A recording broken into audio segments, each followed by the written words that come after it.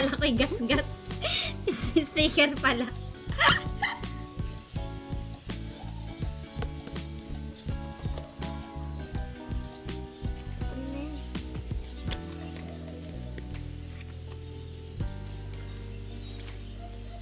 Akala ko'y sticker.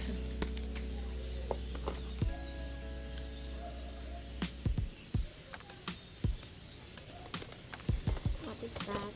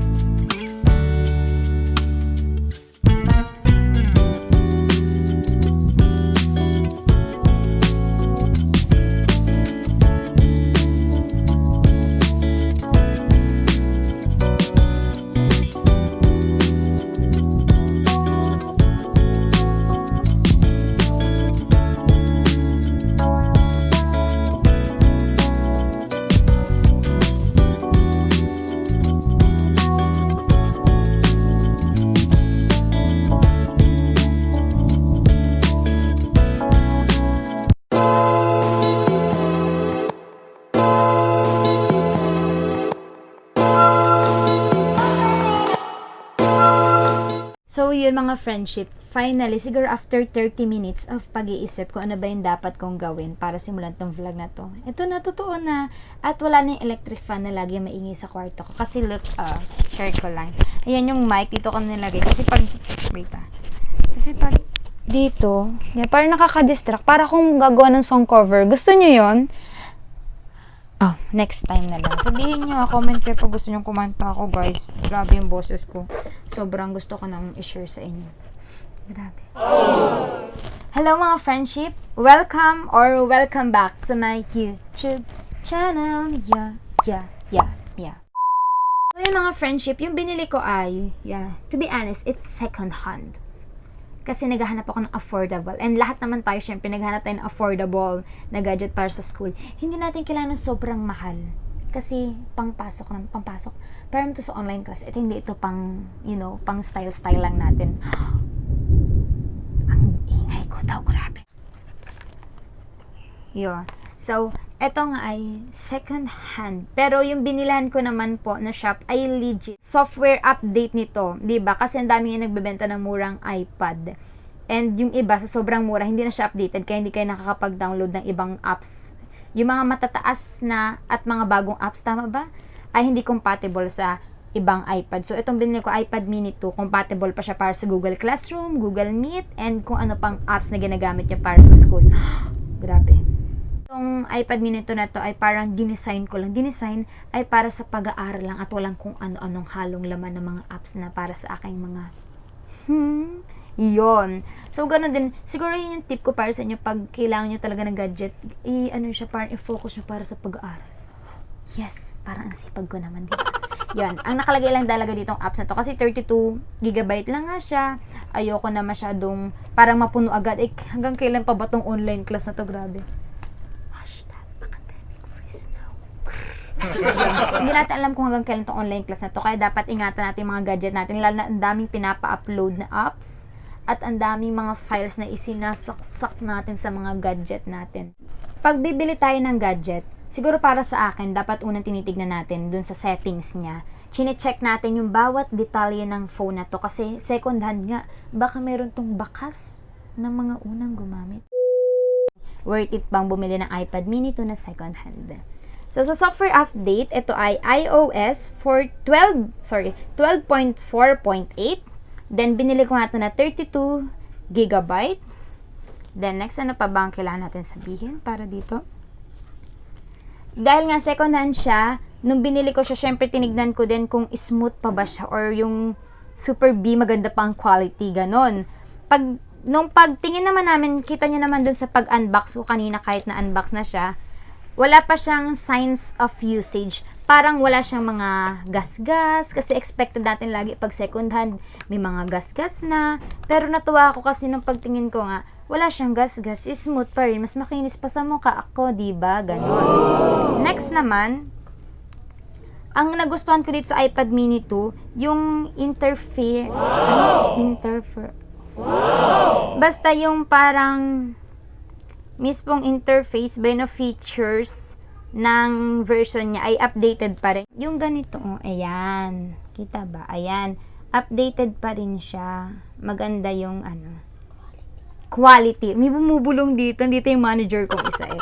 Pagdating naman sa mga camera, malinaw yung camera niya, pero hindi naman sa super babasahin ko ilang pixel. Wait lang.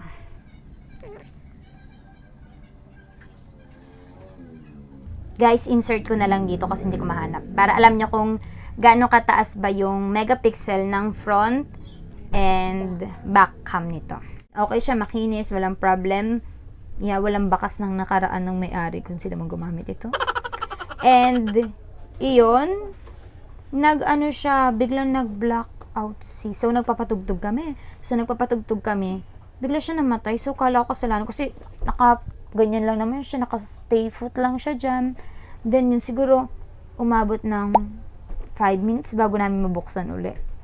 Pero yun, siguro patikim lang sa akin yung kasi second hand nga. And after nun, isang araw lang yun, dire-diretso na. Wala nang problem ngayon, hindi umiinit ito, di ba? Mostly sa phones natin or kahit anong gadget, bilang umiinit na lang pag charge, pag ginagamit. Pero hindi naman siya umiinit.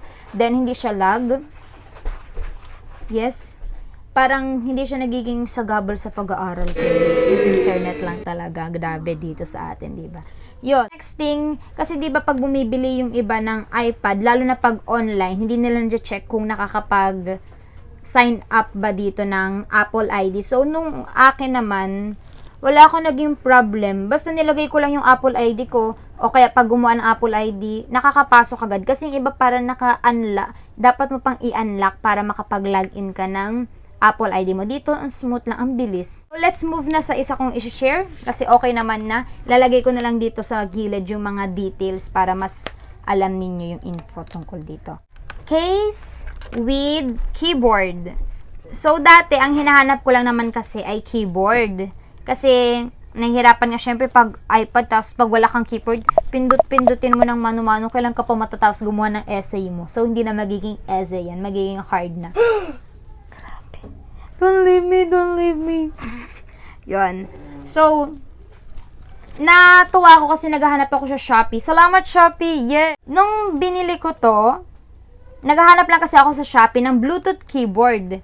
Then, nung paghanap ko, merong sakto na meron ng case nakadikit sa keyboard. So, super sulit.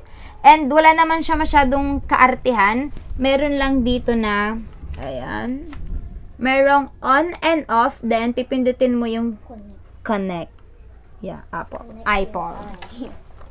Yon. Tapos, meron siya ditong, nakalimutan ko yung tawag sa kanya. Yeah. Ganito, kasi meron siyang free na cord para i-charge mo. Pero hindi ko alam, grabe, 1 week na to, pero hindi ko pa charge.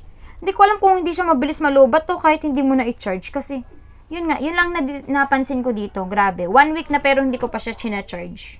Hindi ko alam kung sino may problema. Ako o siya. O kami yung dalawa. Yeah. Ang kagandahan nito, matibay siya. Hindi siya yung parang, tingnan mo. Ito po talaga yung normal niya, no? Ang tigas kasi niya, sis. Totoo, hindi siya slow-mo. Ayun. Ang tibay ng pagkaganyan niya. And para siyang, talaga. Alam mo yun, parang may laptop ka, sis. Ayan, parang may laptop talaga siya. Di ba nakita nyo kanina dun sa nilagay kong video? Parang naka-laptop ka talaga. And super handy niya kasi, kaya nga gusto ko ng iPad kahit saan ka pumunta, sis. Kahit mamasyal ka dyan, mag-online class ka dyan sa mi Bangwayi, nakaganyan ka, pero hindi pa nakakapunta dun. Nakaganyan ka, hi ma'am, sir. Ang handy niya. Kasi pag sa amin, pag sa laptop ka to ng laptop namin, madali siyang malubat. Ayan, pag nalubat na, hindi mo siya madadala kung saan-saan. Dapat nakasatabi ka dun sa saksakan mismo.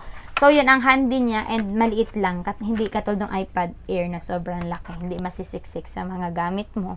Bago i-end ang vlog na to, gusto ko lang sa inyong sabihin na meron pang 4 slots para sa September promo ng Woodsbird Aesthetics.